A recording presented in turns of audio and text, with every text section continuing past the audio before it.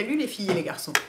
Alors aujourd'hui je voudrais vous parler du Take the Day Off de Clinique, qui est un produit un peu culte de la marque. Enfin je sais pas si c'est un produit culte, mais c'est un produit qui existe depuis vachement longtemps. Je n'ai pas vérifié depuis combien de temps avant évidemment, donc voilà, tout ça est très crédible. Enfin bon, qui existe depuis longtemps et qui est voilà, qui fait partie des grands classiques.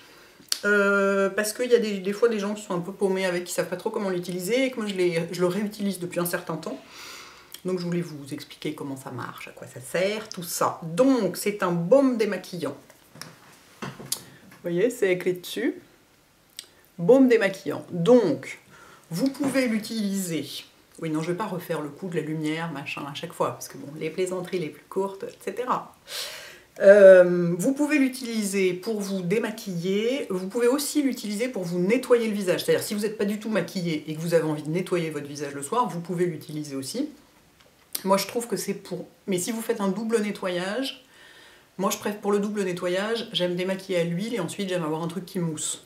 Donc ça mousse pas du tout, hein. Je vais vous expliquer comment ça marche. Donc je sais pas, vous verrez selon vos goûts. Il y a des gens qui l'utilisent en nettoyant après le démaquillant. Moi je trouve que c'est plus effectivement, ils l'appellent, pour une fois ils disent pas nettoyant démaquillant, parce que alors, quand il y a écrit ça sur un produit, tout le monde est paumé, surtout avec l'histoire de double nettoyage, les gens sont là, mais alors je fais quoi? Je l'utilise avant, après, à la place, est-ce qu'il va me pousser des bras fluorescents, machin. Là il y a écrit baume démaquillant, au moins c'est clair. Donc c'est un baume, comme son nom l'indique, qui se présente comme ça, c'est une pâte, et en fait c'est l'équivalent comme d'une huile démaquillante solide, en fait. Bah, un peu comme le beurre démaquillant Body Shop. Sauf que ça, comme toujours chez Clinique, il n'y a pas de parfum. Donc oui, pareil, je ne vais pas redédier la vidéo à pâte à crêpes une fois de plus. Enfin, pour toutes celles qui veulent des trucs sans parfum, allez voir chez Clinique. Hein. C'est quand même la baseline de la marque. Hein. C'est une marque dermato, il n'y a pas de parfum. En plus, pour voyager, c'est assez pratique parce que c'est pas un liquide. Quelle contenance il y a là-dedans? 125 ml. Bon, alors après, s'ils sont complètement cons à la sécurité, ils vous diront oui, mais ça fait plus de 100 ml et puis on ne sait pas ce que c'est, donc on va vous le jeter. Mais malgré tout, vous pouvez en transférer dans un petit pot si vous voulez. Oui, vous pouvez, pour transférer dans une plus petite boîte pour partir en week-end. Ça peut être très pratique. Enfin, moi, je suis du genre à emmener la grosse boîte et de toute façon, je mets toujours tout en soute parce que ça me saoule. Bref, donc c'est un baume. Et donc, vous en prenez. Là, je ne vais pas en prendre trop parce que j'en ai pas besoin pour mettre sur ma main autant que sur mon visage. Mais vous en prenez. Vous en mettez sur votre main comme ça. Et vous voyez, ça se transforme un peu. Enfin, non, je dis vous en mettez sur votre main. Pas du tout. Vous le frottez entre vos deux mains. Et vous voyez, ça se transforme en huile, en quelque sorte. Alors, c'est pas aussi liquide qu'une huile démaquillante, mais justement, si vous trouvez les huiles démaquillantes trop liquides, et ben, ça, c'est plus épais, mais malgré tout, vous voyez, ça devient complètement transparent et huileux, quoi. Et donc, laissez-moi, let me wipe this off, avant, une fois de plus, de m'en mettre partout. Et donc, ce qui est vachement bien, c'est que ça fait comme une huile démaquillante, ça fait tout le visage, y compris les yeux. Moi, je l'ai réutilisé parce que je voulais notamment le tester sur mon mascara, mon Truly Waterproof de Clarins, qui est quand même un des mascaras les plus difficiles à démaquiller que j'ai jamais utilisé, qui est génial, hein, c'est celui que je porte toujours, et j'adore ce mascara, j'en suis à mon 2e tube, à mon avis je vais enchaîner sur un 3e après, bref, c'est pas le sujet. Et donc il arrive à démaquiller ce mascara, ce que je trouve assez balèze, parce que, bon alors il faut frotter plus que pour un mascara, pas waterproof ou pas celui-là en tout cas, mais avec les huiles démaquillantes c'est la même chose. Hein. Avec mes huiles, que ce soit la chou, la Shiseido, n'importe laquelle, ce mascara-là, de toute façon, je suis obligée de frotter doucement, plus longtemps que pour d'autres mascaras. Mais avec ça, ça marche. Ça pique pas du tout les yeux.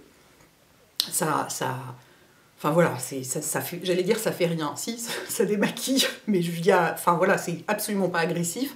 Comme c'est un baume, c'est super agréable on peut masser un peu si on a envie. Lisa Eldridge avait fait dans sa vidéo sur le massage du visage, elle disait qu'on pouvait utiliser ce genre de produit. Alors sachant que c'est mieux de l'utiliser, j'imagine, hein, j'en sais rien, j'ai pas de vision scientifique du truc, j'imagine que c'est mieux de faire un massage une fois qu'on est déjà démaquillé et de réutiliser un autre produit pour le faire plutôt que de masser comme moi je fais de temps en temps avec mon huile démaquillante et tout mon maquillage dedans. Je pense pas que ce soit forcément génial, encore que de toute façon le maquillage est prévu pour ne pas pénétrer dans la peau justement, donc je pense pas qu'il y ait de risque, mais bon, c'est moins glamour, quoi, en tout cas. Bref, donc si vous voulez vous masser votre visage avec ça, c'est très bien. En tout cas, pour démaquiller, c'est vraiment... je sais plus pourquoi j'avais gardé le souvenir qui marchait sur le visage, mais pas sur les yeux. Et c'est pour ça que je l'ai réessayé. Marche nickel. Et ça se démaquille. Et ça se démaquille, ça... On se réveille, madame, on se réveille.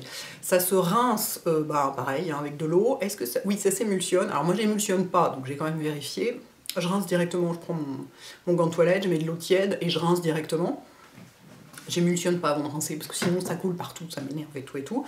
Mais j'ai vérifié, j'ai mis de l'eau dessus pour voir et ça s'émulsionne comme une huile démaquillante. Donc ça fonctionne comme une huile démaquillante, sauf que c'est sous forme de baume. Donc voilà, éventuellement plus pratique à transporter et sans parfum.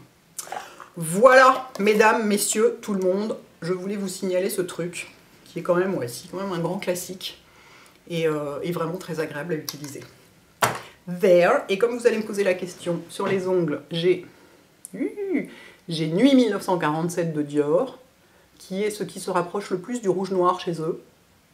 Alors, c'est pas complètement rouge noir, mais c'est quand même bien foncé.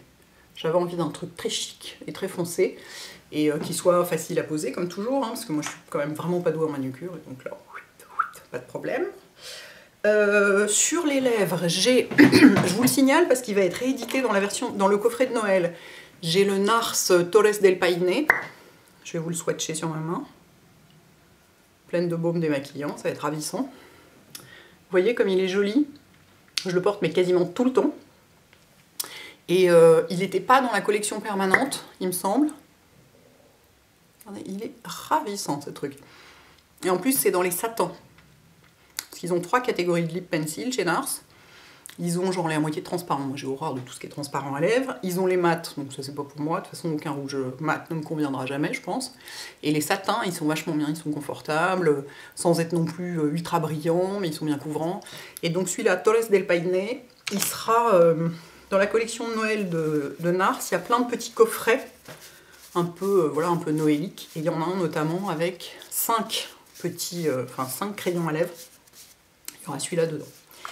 Et sinon, sur les yeux, j'ai mon Moonlight de Laura Mercier, mon caviar stick, je vais vous le swatcher aussi. Et alors là, j'ai même pas mis de liner. C'est le Super Lazy Makeup. Donc j'en mets au-dessus, en dessous. Regardez-moi cette merveille. Voilà, j'estompe. Au-dessus, en dessous.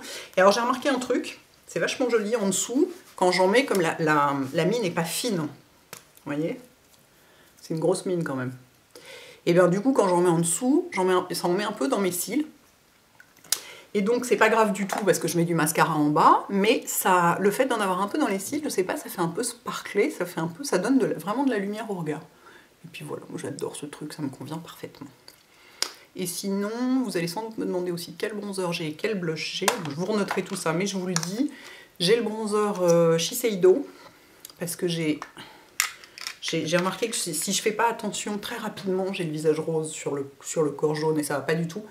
Et lui, il est bien jaune sans être orange, donc c'est celui que je porte quand je veux un bronzer jaune, pas mat. Parce qu'il n'est pas complètement mat, il n'est pas non plus, c'est pas la boule à fête, hein. Voilà, et en blush, qu'est-ce que j'ai mis? J'ai mis le Tipsy.